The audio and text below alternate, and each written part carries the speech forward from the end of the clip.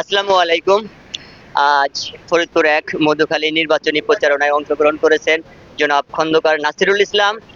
সাথে আছেন মধুখালী উপজেলা সভাপতি আহ, আহ, শাহাবুদ্দিন আহমেদ সতেজ।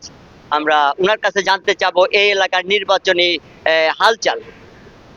এলাকায় আমাদের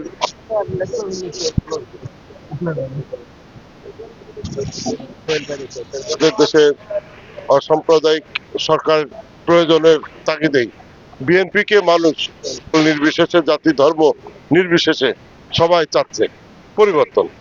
যার কারণে খন্দকার নাসিরুল ইসলাম নাসির সাহেবের অবস্থান বিএনপির আগের চাইতেও এবার পজিশন ভালো। এই এলাকায় একটু ঘোরাঘুরি করে জানতে পারলাম যে ধানের শীষের মানে গণজোয়ার। এটা ঠিক আছে। এবার জায়গাটা আমরা অর্জন করতে পেরেছি। না, এখন কোনো বিভেদ নেই। দলের স্বার্থে এখন সকল ঐক্যবদ্ধ।